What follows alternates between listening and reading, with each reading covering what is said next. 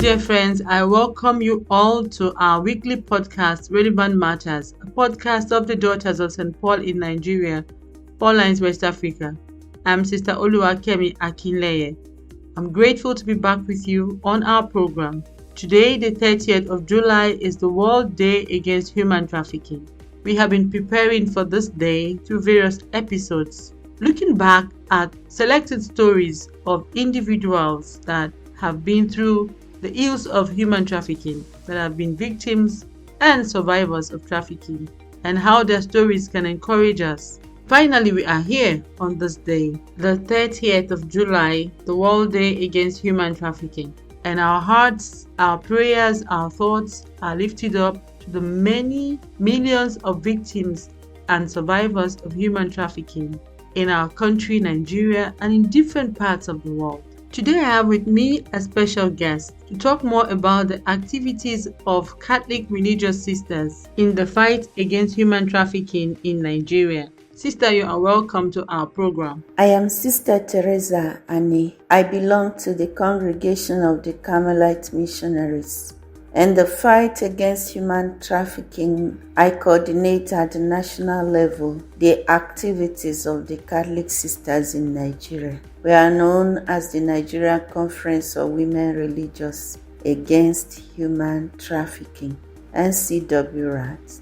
This is my 4th year in the combat against human trafficking. So how vast is your network in Nigeria? For our network, the outreach area is very vast because it covers the 6 geopolitical zones in Nigeria. We have Jos Province in the northeast, Kaduna Province in the northwest, Abuja Province in the north central, Benin and Calabar provinces are in the south-south. In southeast, we have Owerri and Onitsha Province, while Lagos Ibadan Province falls under southwest.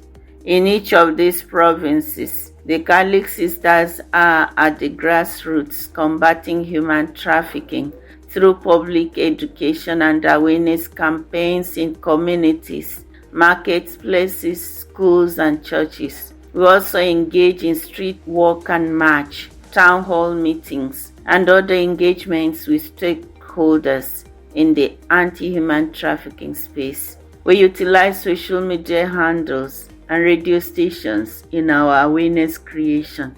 So in Nigeria, what are some of the facilities that you have for young people, especially returnees, women who have been trafficked and do not want to return to their families immediately, but need help to be reintegrated first into society?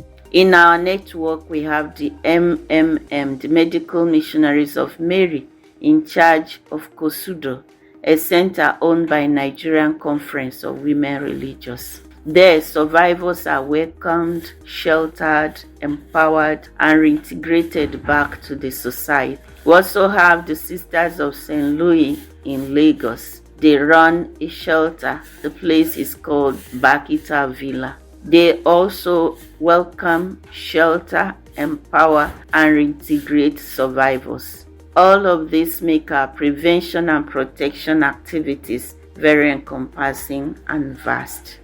There are so many people carrying out anti-trafficking activities. So what's unique about the Catholic sisters in this fight against human trafficking? As part and people of faith, we believe in the power of prayer. So we cannot talk about our outreach without mentioning prayer. We do not relent to pray to God concerning this situation. As part of Talitha Kum International, we participate in the International Day of Prayer, organized by Talitha Kum every year in the month of February, when we mark the feast of St. Josephine Bakita. All of this come to say that our outreach area is vast and is not just activity-based, but it has some spiritual exercises attached to them. Sister Teresa, is there any hope that one day human trafficking will come to an end?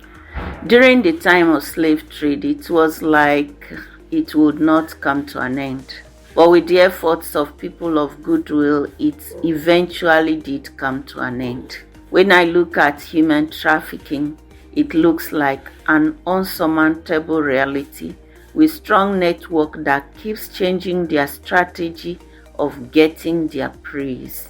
We are people of faith and hope, and we believe that there is no rock like our God. So I hope that one day human trafficking will come to an end, but people from all walks of life must come together to network. Thanks to God, because it is happening already, but more needs to be done because no group can do it alone. Networking is the way to go.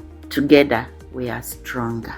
Finally, what more can you do as Catholic sisters, as the Nigerian Conference of Women Religious Against Human Trafficking? What we can do more is to keep strengthening our network. Again, there is need to continue reaching out to communities at the grassroots and getting them more and more involved in the fight. As traffickers are being discovered in the cities, they are gradually penetrating into the villages. We too must continue going into the villages, and we can do better in collaboration with other stakeholders. And that leads me to the second thing I want to say. We must move towards forming community action groups, gatekeepers. We've started that already in some places, but we must do more. We also need to think of taking it as a family apostolate, wherein we visit individual families in our areas to talk about human trafficking. We are sisters and we often have family visit apostolates, so we can utilize that more to create more awareness against human trafficking. Thank you so much, Sister Teresa Annie, a Carmelite missionary sister and the coordinator of the Nigerian Conference of Women Religious Against Human Trafficking, for enlightening us so much on our program today as we celebrate the World Day Against Human Trafficking on this day, the 30th of July. May God continue to bless all the effort of the Catholic religious sisters in the fight against human trafficking. Do have a wonderful week and God bless us all.